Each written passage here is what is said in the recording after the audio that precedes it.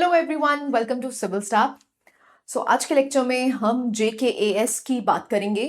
क्यों 99% of the students they fail JKAS। Now as you know we have started a new channel जिसमें आपको Jammu and Kashmir administrative services के बारे में देखने को मिलेगा। These are are starting videos. Basically यहाँ से आप अपनी स्ट्रैटेजी बना सकते हैं। द टॉपिक है क्यों ऐसे 99% स्टूडेंट्स हैं जो फेल कर जाते हैं। सो यहाँ पर हम एक क्रोनोलॉजी समझने की कोशिश करेंगे। क्या इंपॉर्टेंस है PYQs की, कैसे आपको PYQs को इस्टेब्लिश करना चाहिए और किस तरह से आपकी प्रिपरेशन रहनी चाहिए, उसको हम डिस्कस करने की कोशिश करेंगे। Right, so let's start the session. So as you can see the success in JKS is not about studying more. ऐसा नहीं है कि भाई आप 16-16 घंटे 18-18 घंटे पढ़ने की जरूरत है, आपको कंसिस्टेंट रहने की जरूरत है। राइट, ना कंसिस्टेंसी आती किससे है, विच इज डिसिप्लिन। ना अगर आप में डिसिप्लिन नहीं है, देखो मोटिवेशन कोई एक दिन दे सकता है, दूसरे दिन दे सकता है, बट हर रोज मोटिवेशन नहीं दे सकता। जो आपको सेल थ्रू करवाएगा इट इज डिसिप्लिन। ठीक है, तो वो डिसिप्लिन से ही आपकी कंसिस्टेंसी बनती है एंड कंसिस्टेंसी से ही आपको पेपर निकलते हुए दिखते हैं। राइट, सो आप देख सकते हैं it is about studying right. So what you have to study and किस डायरेक्शन में आपको मूव करना चाहिए, वो हमारा सेशन आज का आपको देखने को मिलेगा।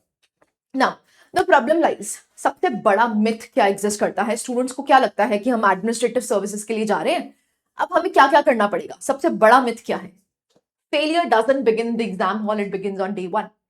प्रॉब्लम कहां आती है, I study from next month. हम अभी प्लानिंग ही करते रह जाते हैं और हम सोचते हैं अगले महीने तक काम कर लेंगे, बट प्रॉब्लम क्या है, वो अगला महीना कभी आता ही नहीं। इवेंचुअली पेपर बिल्कुल पास आ जाता है, जब नोटिफिकेशन आती है तब आप पढ़ना स्टार्ट करते हो। तो प्रॉब्लम ऑब्वियसली वहीं पर एग्जिस्ट करती है, क्योंकि जब तक आपके core subject static subjects complete नहीं है बिफोर हैंड, पहले ही, जब तक आपकी नोटिफिकेशन नहीं भी आई उससे पहले ही आपकी कंप्लीशन हो जानी चाहिए। राइट, तब आप सोच सकते हो कि हाँ हम एग्जामिनेशन में अच्छा करेंगे। ऐसे ही I watch the toppers videos first. ना प्रॉब्लम कहां पर है, when you are talking about कि मुझे इस पर्टिकुलर पेपर के लिए प्रिपरेशन करनी है, तो आप सोचते हो कि पहले टॉपर वीडियो देख लेते हैं, बट इंडिविजुअल स्ट्रैटेजी हर की अलग होती है। राइट, ऐसे ही I understand the pattern later. भाई पैटर्न बाद में पढ़ेंगे, पहले हम टॉपर वीडियोस देख लें। एसेंशियल क्या है, द पैटर्न, द सिलेबस। उस सिलेबस को जब तक आपने डिकोड नहीं किया है, आपने PYQs को एनालाइज नहीं किया है, तब तक आपकी प्रिपरेशन बिगिन भी नहीं हुई है। तो मिथ सबसे बड़ा यहीं पर एग्जिस्ट करता है। राइट, ऐसे ही मिस्टेक 1 क्या होता है, कोई क्लियर स्ट्रैटेजी नहीं है। अब जो स्मार्ट एस्पिरेंट्स हैं वो क्या सोचते हैं, read the syllabus line by line, this is very very crucial. ना I have seen many students जो प्रिपरेशन स्टार्ट कर देते हैं, लेकिन 2-3 महीने बाद भी अगर उनसे आप सिलेबस के बारे में पूछोगे तो दे डोंट नो कि GS पेपर 1 में क्या आता है, GS पेपर 2 में क्या आता है, they don't know the syllabus. So सबसे बड़ा जो आप गलती करते हैं that is missing the syllabus. ऐसे ही you have to analyse the 5 to 10 years previous questions. Now I am not saying कि सिर्फ JKS के देखो, जितने भी जम्मू एंड कश्मीर के आपको पेपर्स देखने को मिलते हैं उन सभी का टॉपिक वाइज एनालिसिस आपके पास होना चाहिए। राइट, ऐसे ही make the preparation syllabus oriented and not book oriented. Syllabus oriented होना चाहिए, ये नहीं कि मैंने आज मेरी 10 किताबें, मुझे तो किताबें कंप्लीट करनी है। आप पहले रेलेवेंस तो देखो, क्या उस टॉपिक में से क्वेश्चंस आते हैं, क्या कितनी बार रिपीट हुए हैं। जितनी बार रिपीट हुए हैं उससे आपको इंपॉर्टेंस पता चलेगी, उससे आपको थीम्स पता चलेगी, क्लैरिटी है। ऐसे ही मिस्टेक 2 आपको देखने को मिलती है, अब देयर इज नो प्लानिंग। अब क्या है, शेड्यूल नहीं है आपके पास। अब एक ही सब्जेक्ट, मान लो कोई पॉलिटी सब्जेक्ट है, इकोनॉमी सब्जेक्ट है ना, they are very big subjects. Right, अब आप सोचो मैं तो एंड टू एंड पढ़ूंगा, तो ऑब्वियसली बात है 3 से 4 महीने गए एक ही सब्जेक्ट में, लेकिन आपके पास तो बहुत सारे सब्जेक्ट्स हैं। तो you have to make a clear strategy. जब तक आपके पास वो क्लियर स्ट्रैटेजी नहीं है तब तक आप फेल ही करेंगे examination. Right, so revision it never happens, क्योंकि आप तो सिलेबस कंप्लीट में ही करने में लगे हो। And revision is the key to clear prelims. Prelims के लिए जो सबसे इंपॉर्टेंट पार्ट है वो रिविजन ही है। राइट, ऐसे ही अब पैनिक कब स्टार्ट होता है कि बस अब नोटिफिकेशन आ गई, अब हम करेंगे, तो ऐसा कभी भी आपसे प्रिपरेशन नहीं हो पाएगी।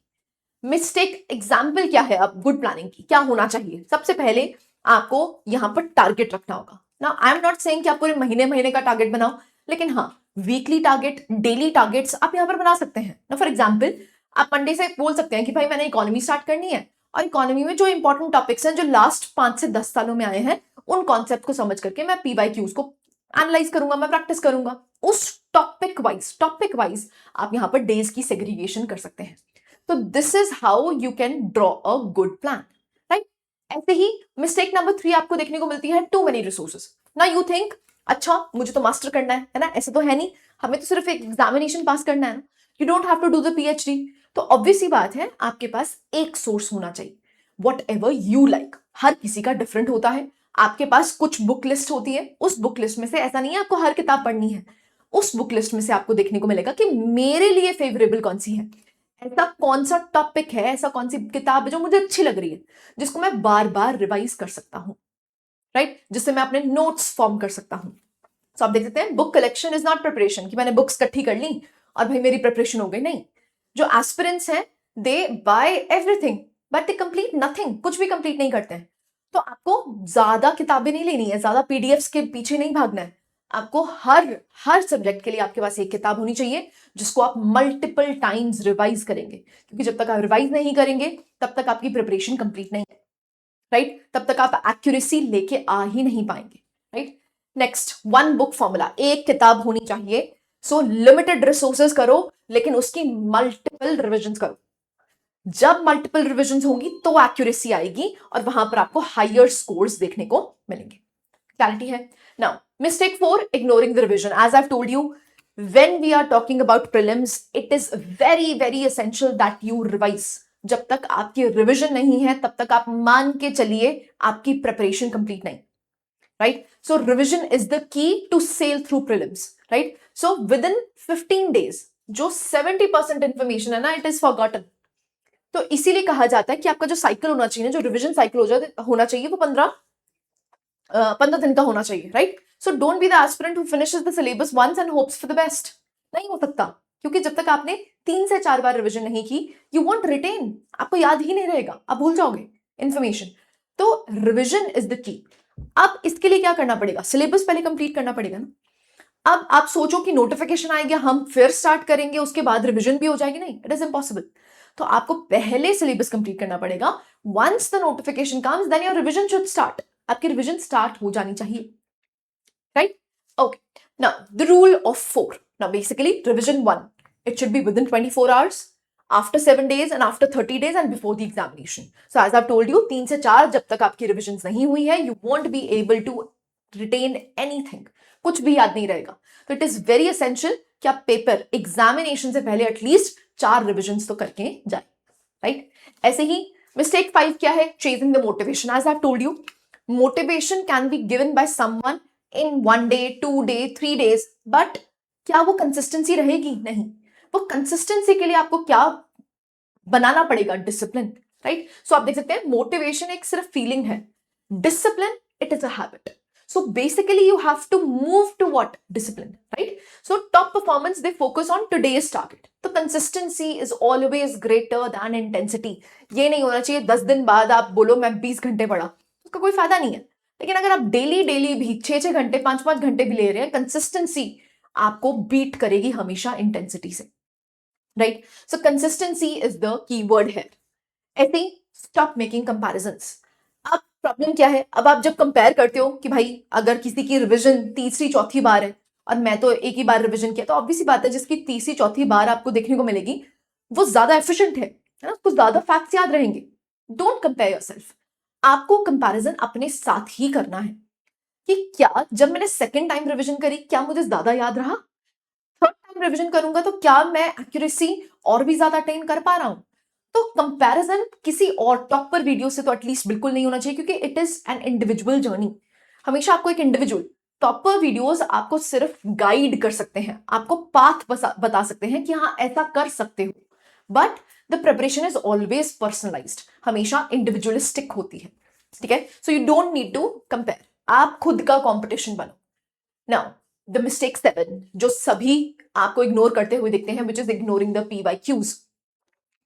नाउ किसी एडमिनिस्ट्रेशन में नोबडी नोज कहां से क्वेश्चन आएगा। प्रॉब्लम कहां पर आती है? जब आप PYQs एनालाइज नहीं करते। लास्ट के 10 सालों के आपके PYQs एनालिसिस होना चाहिए, जिससे कि पता चलेगा थीम्स क्या हैं, इस एडमिनिस्ट्रेशन के लिए क्या इंपॉर्टेंट है, कहां से बार बार क्वेश्चन आ रहे हैं। नाउ जहां पर आपको थीम्स पता चलेगी, दैट मीन्स आप उस थीम की ज्यादा बार रिविजन करोगे, और अगर आप ज्यादा बार रिविजन करोगे दैट मीन्स इसका मतलब क्या है कि अगर रिविजन हो रही है तो वहां पर उतनी एक्यूरेसी भी बढ़ेगी, राइट? सो मिस्टेक 7 आपको देखने को मिलता है, which is ignoring the PYQs. आपके पास पीवाईक्यूज का एक ब्लूप्रिंट होना चाहिए। एंड बेसिकली जो Jammu and Kashmir public service commission है, जितने भी एग्जामिनेशन आपको देखने को मिलते हैं, वो बेसिकली कौन सी थीम्स उनके लिए इंपॉर्टेंट हो जाती हैं, कौन सी फ्रीक्वेंटली रिपीटेड थीम्स आपको देखने को मिलती हैं, एंड कितनी डेप्थ तक जा रहे हैं। क्या सुपरफिशियल पूछ रहे हैं, सिर्फ कॉन्सेप्ट पूछ रहे हैं, या फैक्चुअल पूछ रहे हैं, या दोनों पूछ रहे हैं? तो वहां से पता चलेगा, पीवाईक्यू से पता चलेगा कि आपको करना क्या चाहिए। क्लैरिटी है? Mistake 8, which is practice. Now don't wait for syllabus completion कि पहले भाई सब सिलेबस कंप्लीट करेंगे फिर हम एमसीक्यूज को प्रैक्टिस करेंगे, ऐसा नहीं होना चाहिए। आपकी जो प्रैक्टिस है वो डे 1 से स्टार्ट हो जानी चाहिए, उसी से आपकी रिवीजन भी स्ट्रांग हो जाएगी, राइट? सो आप देख सकते हैं, start MCQs from day 1, MCQ practice आप स्टार्ट कर दो। ऐसे ही answer writing after major topics, जो मेजर टॉपिक्स आपको देखने को मिलते हैं, जिनको हम कोर सब्जेक्ट्स कहते हैं, once you have completed that, आपको आंसर राइटिंग भी प्रैक्टिस करनी चाहिए, क्योंकि जब मेंस आएगा तब प्रिपेयर करना स्टार्ट करोगे, कभी कंप्लीट नहीं होगा, ना ही आप मेंस के अच्छे आंसर्स लिख पाओगे। तो इट इज वेरी एसेंशियल कि आप यहां पर मेजर टॉपिक्स की जो भी आंसर राइटिंग है उसको स्टार्ट कर दीजिए, right? So from my side what is the final takeaway? Very very essential. जो जेकेएस है वो basically it is cracked by consistency and not by accumulating the things. You need to be a smart strategizer, right? ऐसे ही जो strategy है वो बननी चाहिए, गेस वर्क नहीं होना चाहिए कि आज अच्छा ये कर लेते हैं, आज अच्छा वो कर लेते हैं। यहां पर आपके पास एक प्रॉपर प्लान होना चाहिए, स्ट्रैटेजाइज प्लानिंग होनी चाहिए। Discipline is very very essential, क्योंकि यहां पर ये नहीं है कि हम 20 घंटे पढ़ रहे हैं एक दिन, लेकिन हम वो एक ही दिन पढ़ रहे हैं। अब यहां पर आपको क्या चाहिए? Every day consistency is the की, right? So restart today with the right strategy. Now you need a right strategy and we are here for you, right? हम ये चैनल लाए ही इसलिए हैं जिससे कि आपको एक स्ट्रैटेजी, एक क्लियर स्ट्रैटेजी प्रोवाइड कर सके, राइट? सो ये हमारा टॉपिक था जिसमें बेसिकली आपके मिथ्स को बर्स्ट किया गया है, क्योंकि जब तक आप मिथ्स बर्स्ट नहीं करोगे तब तक आप एक क्लियर स्ट्रैटेजी, एक स्मार्ट स्ट्रैटेजी नहीं ड्रॉ कर पाओगे, right? So this was it from my side. I hope you like the lecture. Thank you very much.